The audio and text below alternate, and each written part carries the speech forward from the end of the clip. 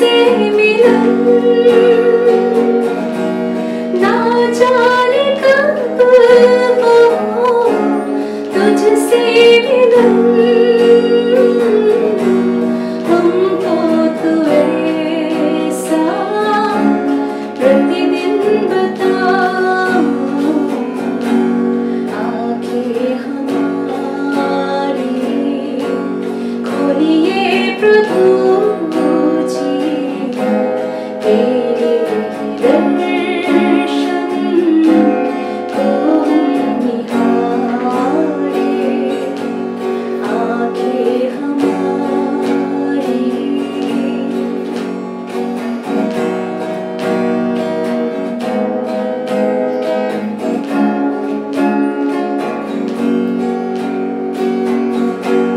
गाएंगे हम तो तेरी महिमा, चाहे वो सुख हो चाहे वो दुख हो, गाएंगे हम तो तेरी महिमा, चाहे वो सुख हो चाहे वो दुख हो, प्यारे प्रभु जी तुम ही खुदा हो, प्यारे प्रभु जी तुम ही खुदा हो, जाने तुझे ये दुनिया सारी, आंखें हमारी खोलिए प्रभु जी, तेरे दर्शन को निहारे, आंखें हमारी खोलिए प्रभु जी, तेरे दर्शन को निहारे, आंखें हमारी।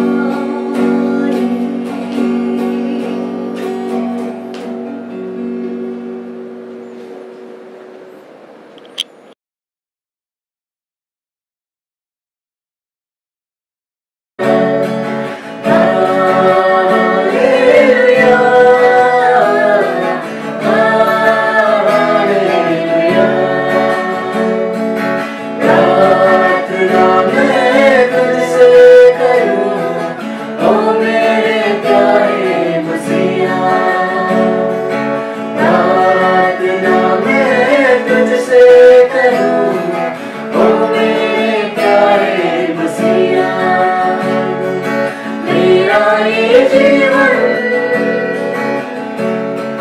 तेरे काम आए,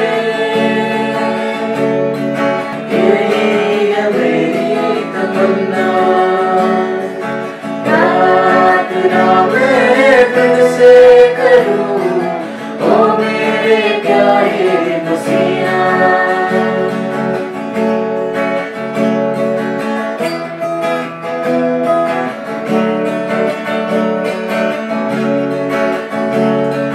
दिल की गहराई से स्तुति करूं, आराधना करूं, तन से और मन से पूरी शक्ति से तुझसे प्रेम करूं, तेरा चेहरा जो सबसे निराला, इसको मैं हर पल ढूंढूं, तेरे संग रहकर तुझ में खो जाऊं, आत्मा से बहता जाऊं, तेरा चेहरा जो सबसे निराला, उसको मैं हर पल ढूंढूं, तेरे संग रहकर तुझ में खो जाऊं, आत्मा से बहता जाऊं, इतना मधुर है तेरा वचन, बड़ा ये मेरे दोनों नयन, दुख जो सहा तूने मेरे कारण, भूलूंगा ना मैं जीवन भर। प्रार्थना मैं तुझसे करूं, ओ मेरे प्यारे मसीहा। प्रार्थना मैं तुझसे करूं, ओ मेरे प्यारे मसीहा। मेरा ये जीवन तेरे काम आए, मेरा ये जीवन तेरे काम आए, यही है मेरी तमन्ना। प्रार्थना मैं तुझसे करूं, ओ मेरे प्यारे मसीहा, ओ मेरे प्यारे मसीहा, ओ मेरे प्यारे मसीहा।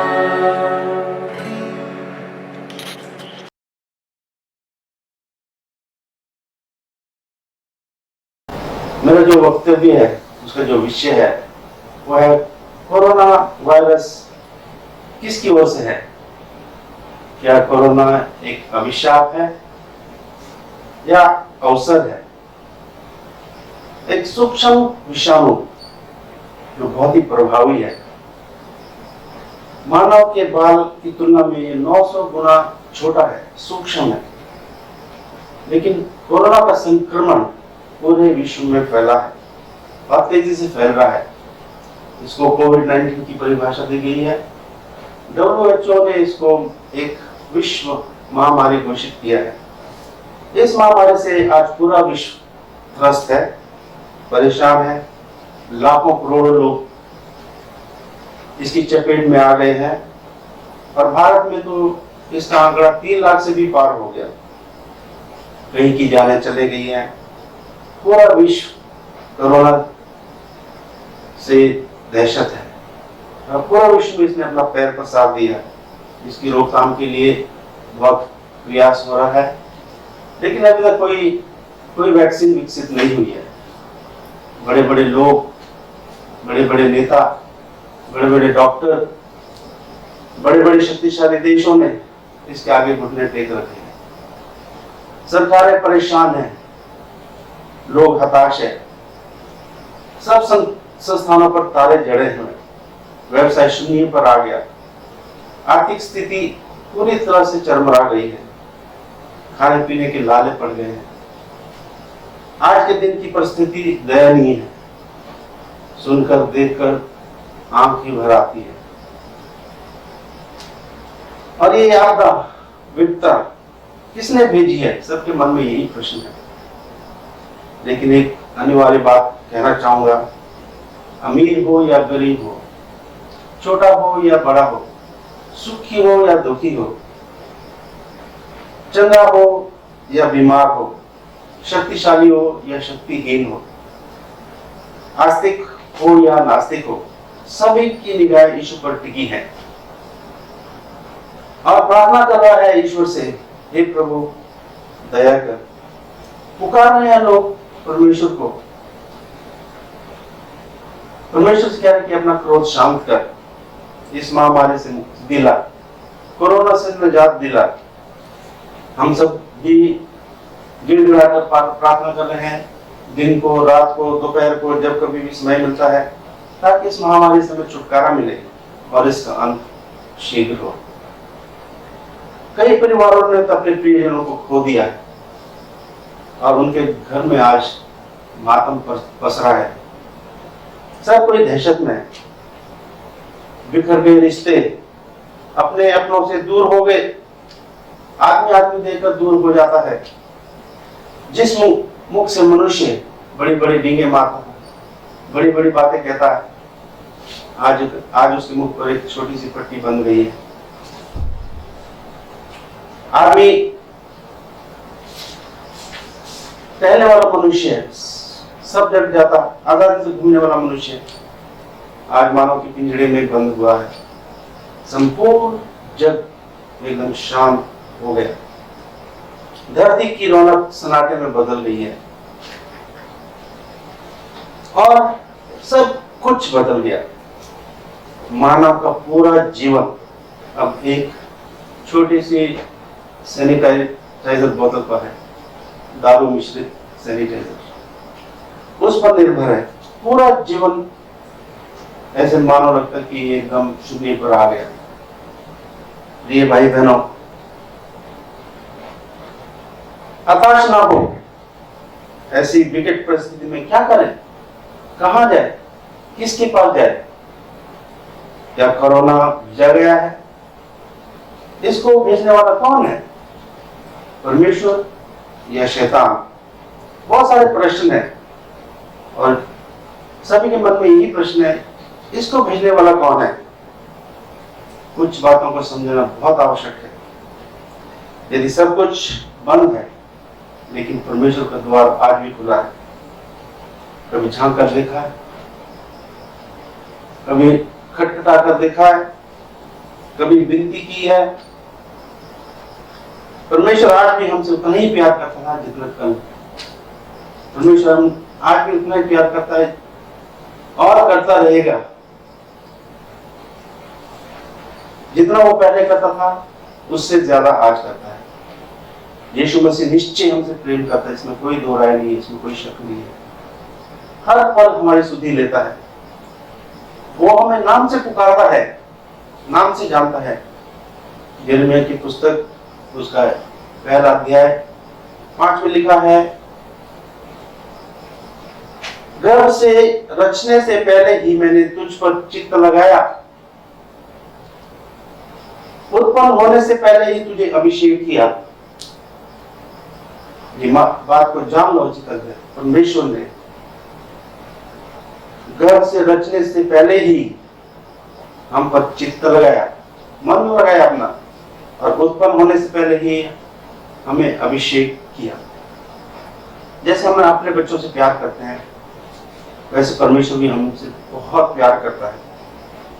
इतना अधिक कि अपने से भी अधिक, यहां तक कि उसने अपना बलिदान दे दिया, क्रूस पर चढ़ गया, ताकि मुझ जैसे पापियों को पाप से बचाया जाए। यूहन्ना 3:16 में क्या लिखता है? परमेश्वर ने जगत से ऐसा प्रेम किया, जो कोई उस पर विश्वास करे नाश ना हो परंतु अनंत जीवन पाए। यदि हम अपनी संतान से प्रेम करते हैं तो हमें उन्हें डांटना भी पड़ता है। यदि थोड़ी गलतियां करते हैं, हम उन्हें सुधारते हैं, उन्हें ताड़ना देते हैं, कभी कभी छड़ी भी लगाते हैं, क्योंकि हम उनसे बेहद प्यार करते हैं। हम कतई भी नहीं चाहते कि हमारे संतान कोई गलत रास्ते पे जाए, हमारे पुत्र पुत्री कोई गलत रास्ता चुने, किसी के बहकाव में आए, उन्हें डांटते हैं, उन्हें ताड़ना देते हैं। और ये हमारा परम कर्तव्य है कि हम अपनी संतान को गलत रास्ते पे जाना नहीं दें। हम सब परमेश्वर की संतान हैं, वो भी ऐसे ही करेगा जैसे हम अपनी संतान को करते हैं। वो प्रेम करता है। बाइबल में लिखा है परमेश्वर प्रेम है, यीशु प्रेम है, और वो हमें प्यार करता है, हमें ताड़ना भी देता है। यदि अभिभावक या माता पिता अपनी संतान को गलती करने पर ताड़ना नहीं देते हैं या उन्हें दंड नहीं देते, तो उनसे प्यार नहीं करते। पवित्र शास्त्र में लिखा है, नीति वचन 13:24 में लिखा है, जो बेटे पर छड़ी नहीं चलाता वो उसका बैरी है, परंतु जो उससे प्रेम रखता है वो यत्न से अपनी शिक्षा देता है। फिर आगे कहता है, नीति वचन 23:24 में कहता है, 23:14 में कहता है, लड़के की ताड़ना ना छोड़ना, मतलब लड़के को डांटना डपटना मत छोड़ना, क्योंकि यदि तू उसको छड़ी से मारे तो वो मरेगा नहीं, वो उसके लिए सबक होगा। यीशु मसीह हम सबसे प्रेम करता है, कोई दो राय नहीं है, कोई शक नहीं है। यदि प्रेम करता तो हम दंड के लायक भी हैं, क्योंकि हम उसके बच्चे हैं।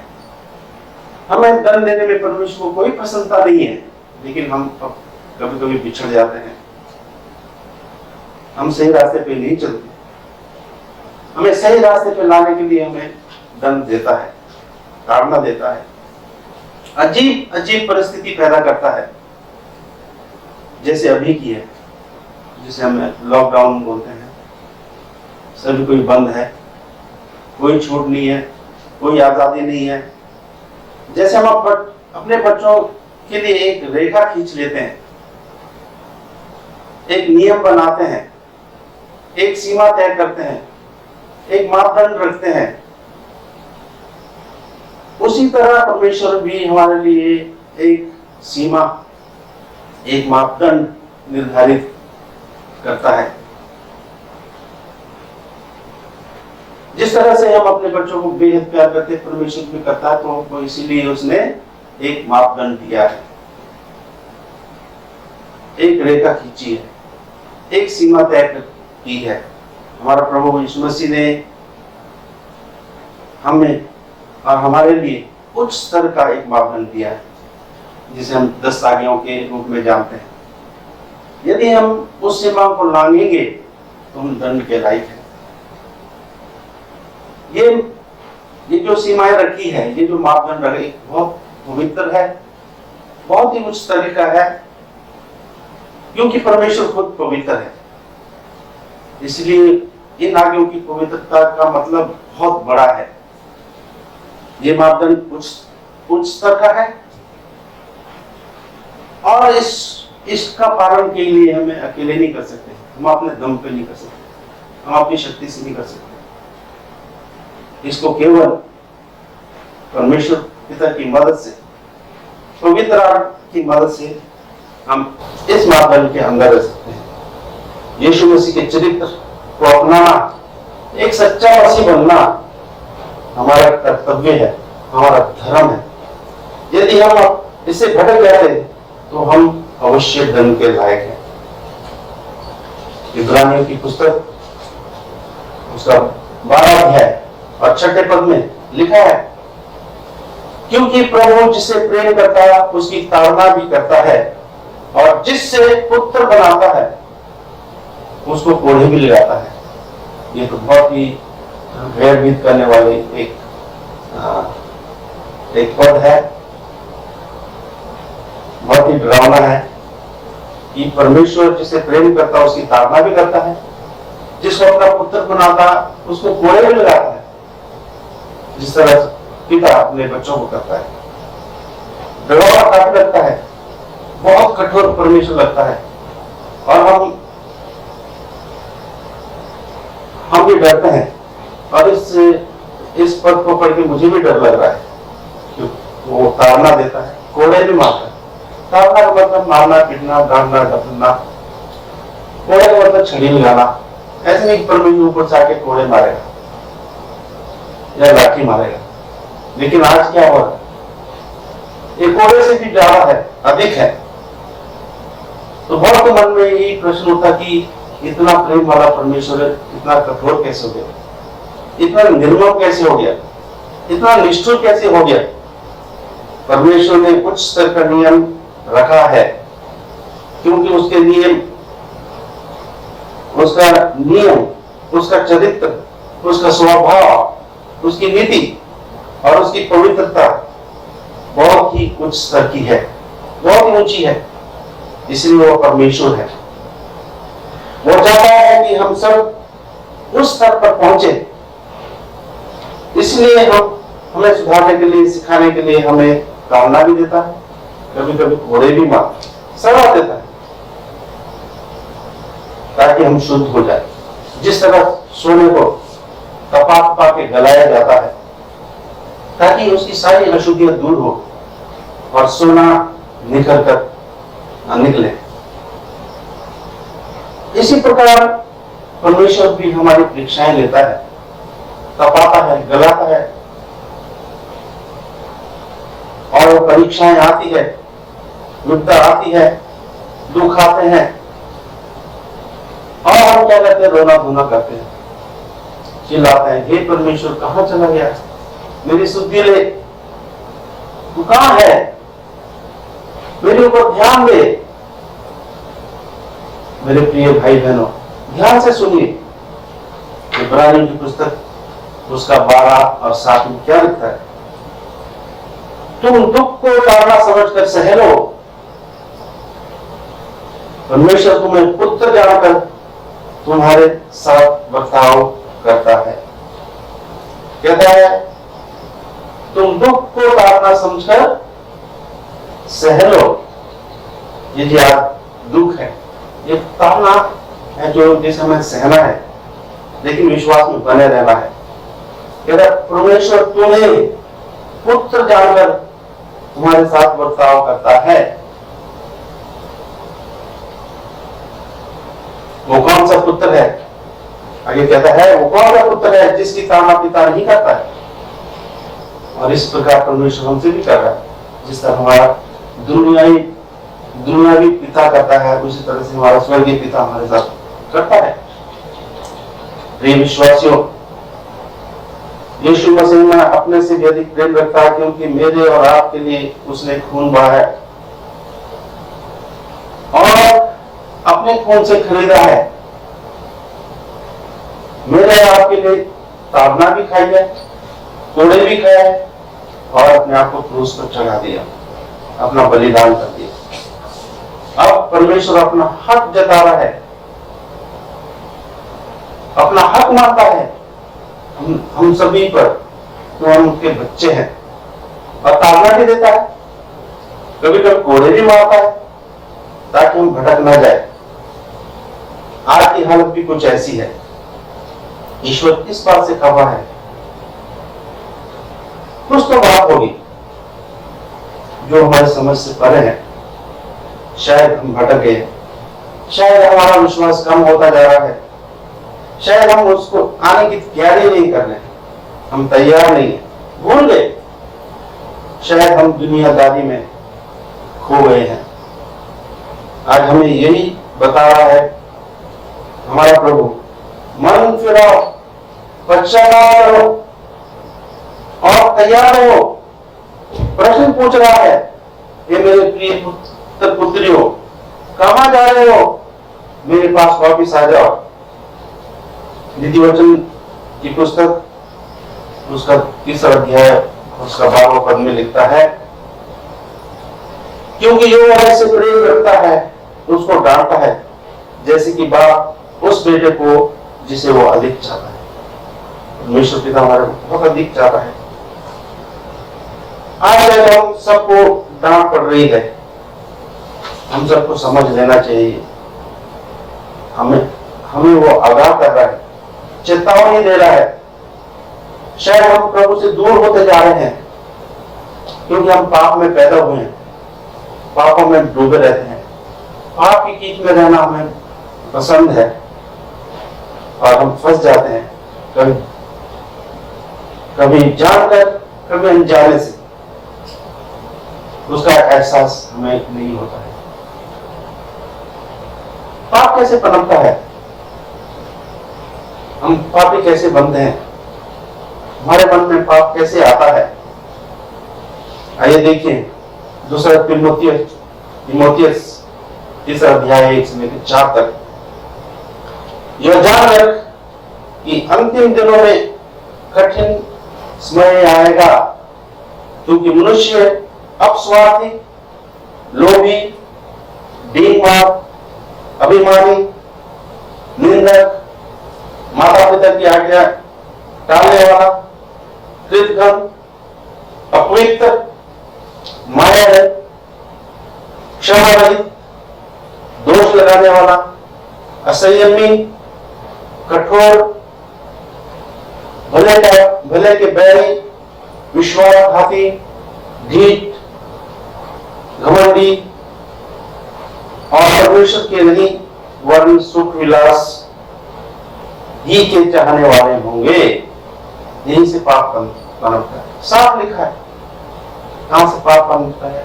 मन से, करने से, देखने से, हमारे कर्म से, यहीं से पाप पनपता है। ये सब शैतान की संस्थाएं हैं। उसका चरित्र है, उसका स्वभाव है, उसका असली रूप है, और इंसान उसका प्रतिनिधि है। हमने जो कोई मनुष्य विश्वास में कमजोर जब हो जाता है, उसे शैतान जकड़ लेता, पकड़ लेता है, उसे छोड़ता नहीं, क्योंकि शैतान का चरित्र ही चालबाजी है, वो शातिर है, मौका प्रस्त है। शैतान तो यही चाहता कि परमेश्वर के भोले भाले लोगों को बहकाकर, फुसलाकर ईश्वर के लोगों को ईश्वर के विरुद्ध इस्तेमाल करे, और उसी में उसकी प्रसन्नता है। शैतान को भी ईश्वर ने बहुत पूरी छूट दे रखी, तू जो करना कर, और वो कर रहा, दहशत फैला रहा, बीमारी फैला रहा, और ईश्वर के लोगों को, ईश्वर के हाथों से रचे हुए लोगों को कठपुतली बनाकर ये शैतान अपनी उंगलियों पर नचा रहा है, और प्रभु से कहता हुआ, देख ईश्वर, तेरे द्वारा बनाए गए इंसान मेरे इशारों पर नाच रहा है, खुश होता हुआ, प्रसन्नता है। हम भी अक्सर शैतान के भड़काव में आ जाते हैं, गलतियां कर बैठते हैं, भटक जाते हैं, और शैतान अपनी जीत की खुशियां मनाता है। आज की इस महामारी की त्रासदी पर शैतान बहुत खुश हो रहा होगा, इतने लोगों की जान चलेगी, पूरा विश्व सहम गया, शैतान खूब खुशी मना रहा हो। हम भी कम नहीं है, सारा दिन गलती करते हैं, और शाम को परमेश्वर पे आकर गिड़गिड़ा के रोते हैं, हे ईश्वर दया कर, क्षमा कर, यह सब शैतान का दोष था, मुझ पर दया कर। कोरोना वायरस इस आपदा ने मुझे और आपको सभी को बहुत कुछ सिखाया है। ईश्वर ने भेजा या शैतान ने भेजा, ये कहना बहुत कठिन है, पर इसका प्रभाव सभी पर पड़ा है। लॉकडाउन के इस समय में बहुत सी चुनौतियां हैं, परंतु इसको एक अवसर में देखना भी अवश्य है। मैं तो कहता हूं, ऐसा समय फिर कभी नहीं आएगा जब हम सब लॉकडाउन है। इस समय को परमेश्वर के लिए समर्पित कर दो, इस समय को परमेश्वर के लिए दे दो, अपने आप को दे दो, ताकि हम अपने पापों का पश्चाताप कर सकें। मन फिरो, निरंतर प्रार्थना में लीन हो, प्रार्थना करो, प्रभु की जय जय करो, प्रभु के आगमन के लिए तैयार रहो। ये भी एक प्रभु के आगमन का चिन्ह है, एक सुंदर पारिवारिक जीवन अपनाने का समय है। वरना इस दौड़ भाग की दुनिया में अपने परिवार के सदस्य को बहुत कम मिला जाता है, बहुत कम बात होती है। पारिवारिक रिश्ते बिगड़ चुके थे, खत्म हो चुके थे, लेकिन लॉकडाउन के समय परिवार सब इकट्ठे हो गए, मेल मिलाप, साथ में रह रहे, खाना पीना साथ में हो रहा।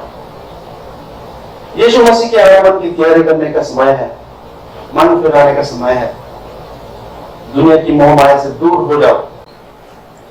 होशे की पुस्तक 5 और 15 में लिखता है, जब तक वो अपने को अपराधी मानकर मेरे दर्शन की खोजी ना होंगे, तब तक मैं अपने स्थान को लौटूंगा, और जब वे संकट में पड़ेंगे तब जी लगाकर मुझे ढूंढने लगेंगे।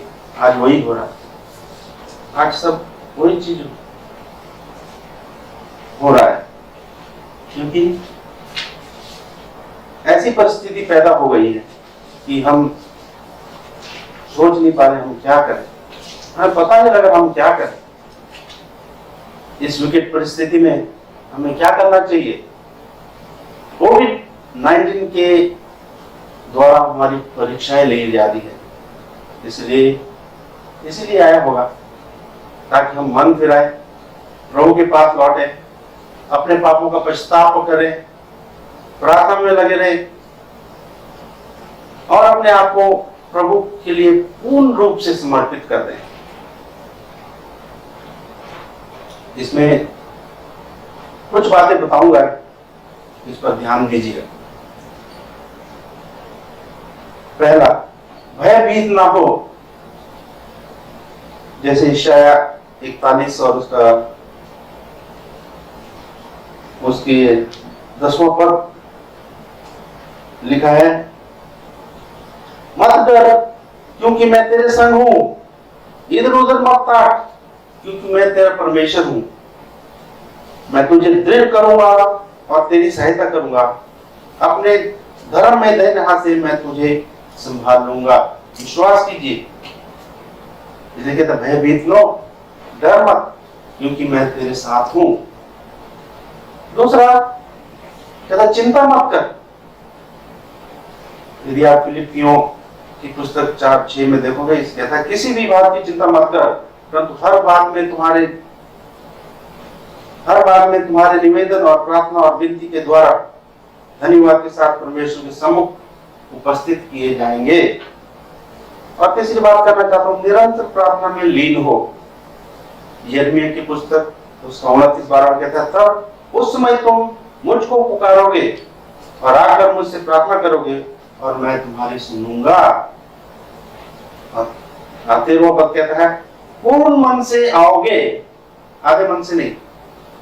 तब उसमें तुम मुझको पुकारोगे और आकर मुझसे प्रार्थना करोगे और मैं तुम्हारी सुनूंगा।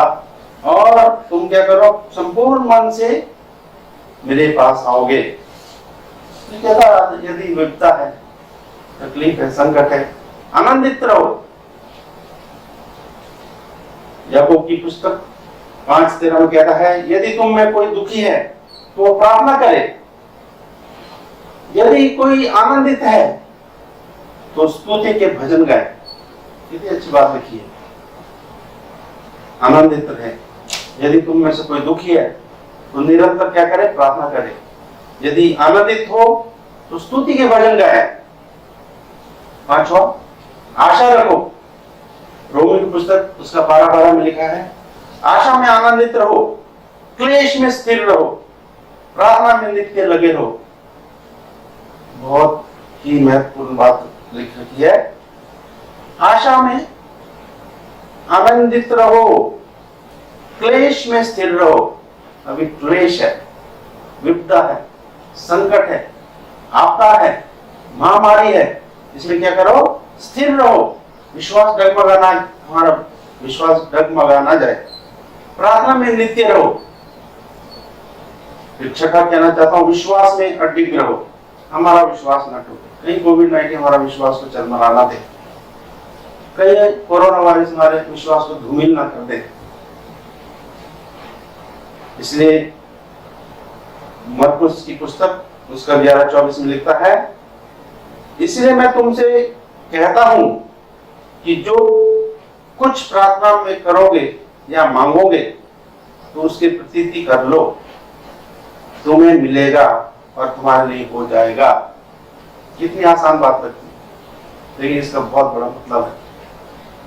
कहता है, इसलिए मैं तुमसे सच कहता हूं, जो कुछ तुम प्रार्थना में मांगोगे तो प्रतीति कर लो, समझ लो कि तुम्हें मिल गया और तुम्हारे लिए हो जाएगा।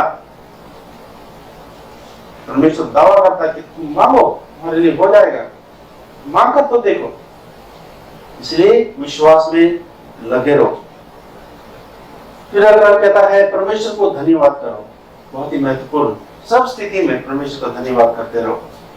चाहे सुख हो, दुख हो, किसी तरह की परिस्थिति हो, परमेश्वर का क्या करो, धन्यवाद करो। पहला थिस्सलुनीकियों 5:17-18 में क्या लिखा है, निरंतर प्रार्थना में लगे रहो, हर बात में परमेश्वर का धन्यवाद करो, क्योंकि तुम्हारे लिए मसीह यीशु में परमेश्वर की यही इच्छा है।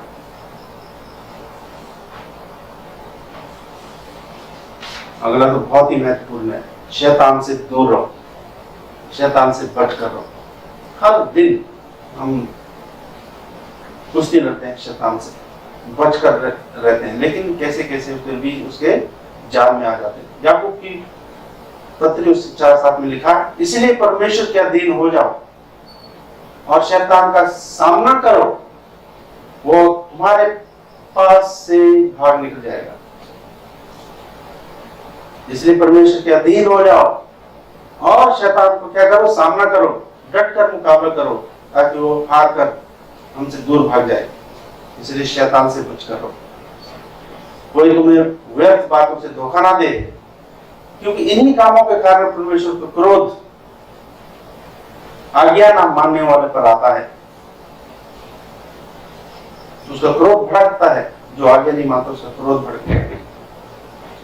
कोविड-19 यदि अभिशाप है तो एक सुंदर अवसर भी है। अंत में ये कहना चाहूंगा, जो व्यवस्था विवरण उसका 28-15 में लिखा है, यदि तू अपने परमेश्वर यहोवा की बात ना सुने और उसकी सारी आज्ञाओं और विधियों के पालन में जो मैं आज सुनता हूं चौकसी नहीं करेगा, ध्यान नहीं देगा, नहीं मानेगा, तो ये सब शाप तुझ पर आ पड़ेंगे। ये चेतावनी है, आगाह कर रहा है हम लोगों को। चौकसी नहीं करेगा तो ये सब शाप तुझ पर आ पड़ेंगे। व्यवस्था विवरण 28 और उसका 15 में लिखा है। मेरे प्रिय विश्वासियों, भाइयों बहनों, सब कुछ ठीक हो जाएगा, लेकिन कुछ बातें ध्यान रखने योग्य है, और ये बहुत महत्वपूर्ण बातें हैं। हमें क्या करना है? हमें कुछ बातें अवश्य करनी। शारीरिक सफाई बहुत जरूरी है, फिर चरित्र की सफाई बहुत जरूरी है, फिर व्यक्तित्व की सफाई बहुत जरूरी है, और आत्मिक सफाई सबसे जरूरी है। घबराए नहीं, ईश्वर पर विश्वास रखें, दिल से आराधना कीजिए, दिल से प्रार्थना कीजिए, क्लेश के समय में स्थिर रहिए, और यीशु मसीह से यही प्रार्थना करते हैं कि ताकि जल्दी से जल्दी ये कोरोना वायरस का अंत हो। आशा करता हूँ कि आप लोग ये सब बातों पे ध्यान दोगे और प्रार्थना में लीन रहोगे।